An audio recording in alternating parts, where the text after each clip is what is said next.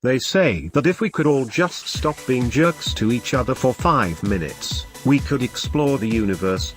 Not true. It turns out when people stop fighting and start collaborating, we instead bank on future fights and build the biggest weapons we can think of. We've told you before about various unbelievable weapons, but the combination of the greatest minds and trillions of dollars means the inventions never stop coming. Here is some space-age technology that is already within our grasp. Number 5. Lasers on everything. Every action movie, from Bond to Star Wars, knows that lasers are the coolest weapons. It turns out all the lab geeks who work for the military saw the same science fiction movies you did, and it means that one day every square inch of our military will be covered in laser guns. Let's start with planes. The Defense Advanced Research Projects Agency, DARPA, is experimenting with mounting laser cannons on planes, if for no other reason than to give those awful people who shine laser pointers at airborne planes a taste of their own medicine. But then again, when you think about it, pilots are such a thing of the past. Drones are the future. We've already put bombs and machine guns on them, why not lasers? Recently US Air Force captain and drone pilot Michael Burns explained in a military magazine how unmanned laser drones could be the future of aerial dogfighting. So, soon every air battle will be like Top Gun, but if Maverick was a robot and the planes burned up mysteriously because technically you won't even be able to see the laser. But what if we create this technology and it falls into enemy hands? Simple, just equip Hummers with anti-drone lasers. That way when our creation comes back to kill us like some Frankenstein monster made out of pure energy, we can take it out with even more lasers. Then there is the ultimate prize, the Raygun we have all wanted since we were children. DARPA is working on making this seemingly impossible goal a reality by slowly shrinking available laser technology in their totally awesomely named Excalibur program. But these weapons are all going to be available sometime in the future. You want to know what kind of ass lasers are kicking right now, right? Well, the Navy has come up with a laser cannon for taking down drones, small boats, and other threats. And it's not theoretical, it's on a ship as we speak. The Chief of Naval Research is most excited about its cost, less than $1 per round, compared to thousands of dollars to fire a missile. Thanks to the recession, in the future war could be just a constant barrage of lasers firing from every available surface. Number 4. Auto-aiming guns. If you've ever been to a gun range, you probably know that, no matter what your political affiliation, holding that weapon just makes you feel cool. Suddenly you are Dirty Harry or Doc Holliday. At least until the target sheet comes lumbering back, completely unscathed.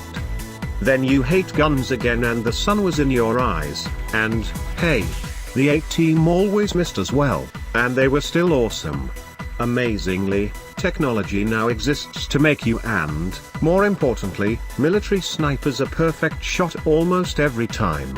A company called Tracking Point, which according to its founder is full of video game nerds, has created a gun for the military that makes shooting a distant target laughably easy. Whereas before snipers had to calculate a dozen different things in their head in order to get the perfect shot, now the gun can do it all for them. Literally.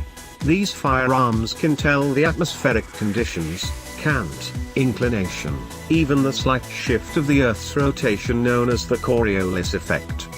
That's right, this gun can feel the Earth move. And not in a sexual way, unless you really don't understand why most people like guns. Or how sex works. Forget snipers doing endless calculations, with Tracking Point's gun. As long as they know the wind speed and direction, they are good to go. While unbelievably advanced, it is astonishingly simple to use. First you find your target, and then you hit a red button near the trigger. This, as one reporter put it, is similar to the way a Facebook user tags a friend in a photograph. Incidentally, we'd like to send a letter to the editor explaining that friendship is a staggeringly inappropriate analogy for turning someone's head into a pink mist. Well-trained military snipers only have a 20 to 30% first shot success rate with their current weapons. This new technology is so impressive that after only a couple minutes of instruction, 70% of regular people, not military members or gun experts, manage to hit a target 10 football fields away on the first try. Number 3. Supervision. Even though their military has access to radar, sonar, heat-seeking missiles, etc., in the end they are still limited by what their soldiers can actually see. But the military-industrial complex has never stopped trying to improve our weak and feeble eye abilities. The Massachusetts Institute of Technology recently built the military a fun new toy that literally sees through walls. It might look like a combination of outdated computers and a post office, but it was built to assist soldiers during urban combat by giving them access to one of Superman's best powers.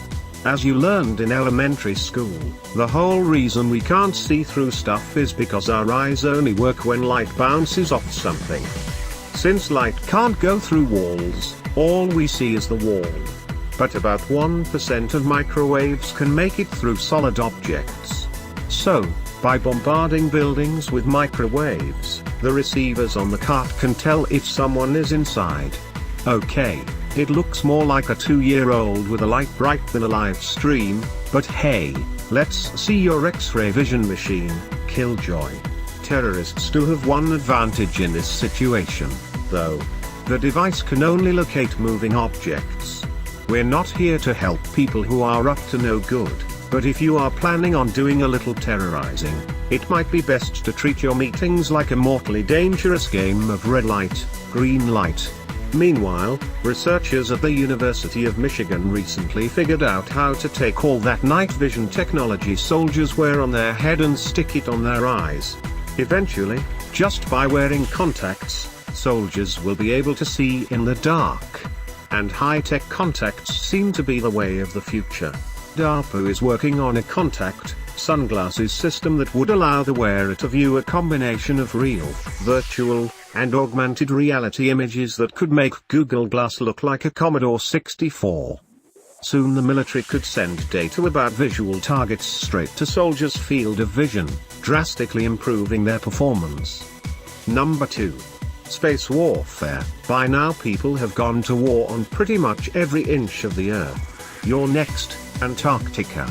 And since video games have taught us that we inevitably get sick of killing people in front of the same scenery over and over, the next logical place to take war is outer space. Don't scoff. The technology is already available for some celestial ass-kicking.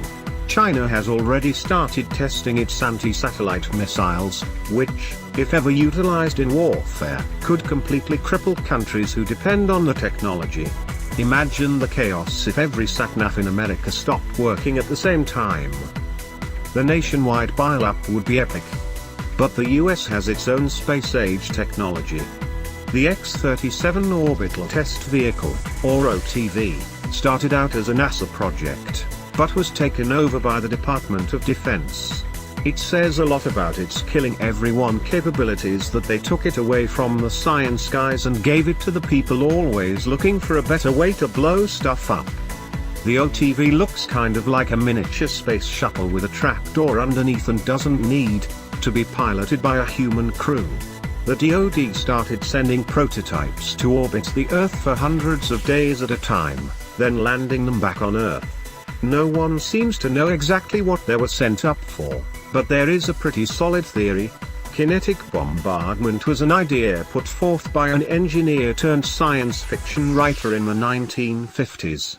Also called rods from God, because people were innocent back then and were not making a deity boner joke. The idea was simple: send some sort of spacecraft to orbit the Earth armed with tungsten bars. Then drop them.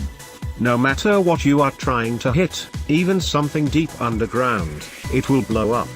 Also known as kinetic penetrators, these are guaranteed to give anyone a good shafting.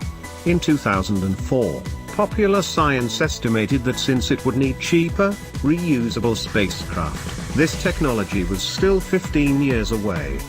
Well, it's been 10 years, and now we have the technology. And the US military hasn't been quiet about its interest in the weapon, writing about its possible uses in at least 3 reports since 2003 and increasing its space weapon budget by more than $1 billion. But we have access to all kinds of bombs. Why are these rods from God better? First, on impact they are stronger than all but the most powerful nukes. And second, and most importantly, in 1965 the US signed the Outer Space Treaty. This severely limits what weapons countries can launch into space. It just so happens that rods from God would be legal under that treaty. Hypervelocity love bundles are probably dangling over our heads right now. So maybe stop blowing up satellites, China. For all our sakes? Number 1. Human exoskeleton. Even after the military has beaten them into perfect physical specimens, human bodies are still annoyingly fragile. Soldiers can carry around 100 pounds, which is impressive, but over long distances in intense heat their bodies will eventually break down. The most common reason for a military discharge is simple physical wear and tear. No matter how many amazing weapons these mad scientists dream up, there is always going to be one major problem with the military: it has people in it. Since we can't have an all-robot army just yet, our good friends at DARPA have stepped in and invented a kind of advanced warfare wearable exoskeleton that will make the average soldier as close to a robot as possible, faster, stronger, and less likely to get injured. Suddenly, those 100 pounds are going to feel like 50, allowing real-live soldiers to push themselves much further. Sometimes called the Iron Man suit, this technology is actually named Warrior Web, and it is unbelievable. It is lightweight, but strong. Flexible, except when it needs to be firm. Soldiers wearing it can theoretically run a 4-minute mile. It incorporates a liquid armor that can stop bullets and prevent chemical weapons from entering the body. It once dated Jennifer Lawrence and can solve a Rubik's Cube in under a minute. That last bit might be made up, but honestly, it is really hard to tell. But even more amazing is the health technology included in the Warrior Web exoskeleton. By monitoring all the vital signs of his or her soldiers on a network, a unit leader can decide who needs to fall back, who needs to advance, and who needs a medic, all during a real battle situation. And this suit isn't just in the theoretical stages, they have already tested it on soldiers and have found it has enormous potential.